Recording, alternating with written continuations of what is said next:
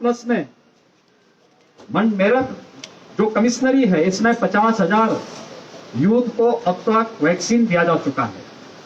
Vaccination का एक कार्यक्रम हम लोगों ने फेज वाइज 18 प्लस के लिए फेज वाइज प्रारंभ किया है।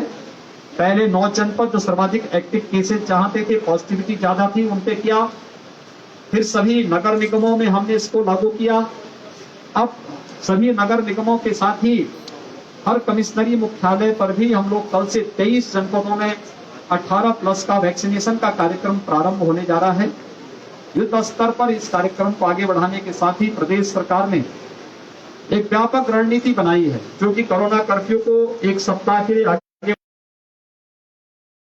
उन सभी लोगों को 15 करोड़ लोगों को जो पात्र गृहस्थी के, अंत्योदय के कार्ड धारक हैं, लेबर क्लास के लोग हैं, जरूरतमंद हैं, ऐसे लगभग 15 करोड़ लोगों को मुफ्त में राशन उपलब्ध कराने की 3 महीने का मुफ्त में राशन उपलब्ध कराने के कार्य को आगे बढ़ाया है।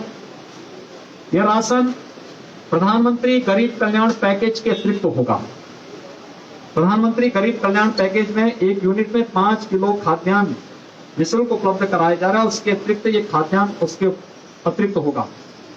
इसके अलावा स्ट्रीट वेंडर, रिक्शा चालक, ई रिक्शा चालक, जितने भी लेबर संगठित और असंगठित क्षेत्र के जितने भी लेबर हैं, हमारे नाविक हैं, कुली हैं, पल्लेदार हैं, मोची हैं, नाई है, धोबी है, इन सभी लोगों को भी जो प्रतिदिन कमाते थे और उससे अपने परिवार की आजीविका चलाते थे, उनको भरण पोषण भत्ता भी देने की व्यवस्था राज्य सरकार ने कल से प्रारंभ हो गई। कल इसको स्वीकृति दी है और हर एक जनपद में हम लोगों ने इसके व्यापक योजना बना करके इसको लागू करने का कार्य किया है।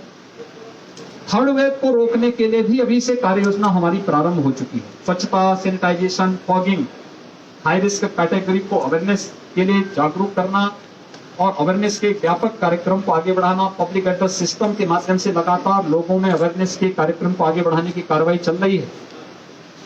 हर एक जनपद में, मेडिकल कॉलेजेस में, डिस्ट्रिक्ट हॉस्पिटल में हम लोगों ने एक व्यवस्था की है कि वहां पे एक पीडियाट्रिक का आईसीयू का निर्माण अभी से प्रारंभ हो जाए। उत्तर प्रदेश के पास इंसेफ्लाइटिस से लड़ने का अनुभव है। हम लोगों ने इसकी व्यापक कार्य योजना पहले से बनाई है। इंसेफ्लाइटिस में मौत के आंकड़ों को हम 95% कम करने में सफल हुए हैं और इस समय हम लोगों ने उसी तर्ज पर थर्ड वेव को फेस करने के लिए भी अपनी एक व्यापक रणनीति को आगे बढ़ाने का कार्य किया है। हमारी जो प्रदेश के अंदर विशेषज्ञों की समिति है, वह निरंतर इस पर कार्य कर रही है। भारत सरकार के मार्गदर्शन में, भारत सरकार के सहयोग से हम इसको भी नियंत्रित करने में सफल होंगे। मेरी आप सबसे भी अपील होगी कि इस महामारी से लड़ने में एक बहुत बड़ा रोल अवेयरनेस का होगा और मीडिया का बहुत बड़ा रोल हो सकता है पब्लिक अवेयरनेस में। हाई रिस्क कैटेगरी से जुड़े हुए लोग जो पहले चरण से ही, पहले फर्स्ट फेज से ही कहा जा रहा है कि फर्स्ट वेव के समय की हाई रिस्क कैटेगरी के लोग बाहर न निकले, जिन्हें ब्लड प्रेशर है, जिन्हें शुगर है, जो कैंसर के रोगी हैं, जो हार्ट के पेशेंट हैं या किडनी के पेशेंट हैं, वे घर से बाहर ना निकले, घर में भी मास्क लगा करके चले। गर्भवती महिलाएं हैं, 60 साल से ऊपर के लोग हैं, 10 साल से नीचे के बच्चे हैं, कम इम्यूनिटी के लोग हैं, ये लोग घर के बाहर ना निकले। शेष अन्य लोगों को निकलना ही हो तो मास्क लगा करके चले। मास्क और 2 गज की दूरी का पालन करें।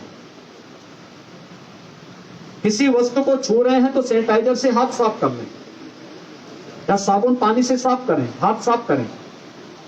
इन सभी नियमों के बारे में अगर पब्लिक को हम अवेयर कर सकें, जागरूक कर सकें, तो एक बहुत बड़ा कार्य जो है कोरोना को रोकने की दिशा और उसके चेन के संक्रमण की चेन को ब्रेक करने में हम लोग काफी हद तक सफल हो सकते हैं।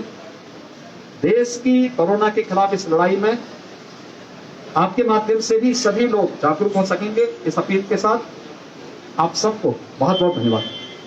योगी जी, मेरठ में DRDO की तरह अस्पताल कब तक खोले जाएंगे सर? ये रुक जाओ थोड़ा।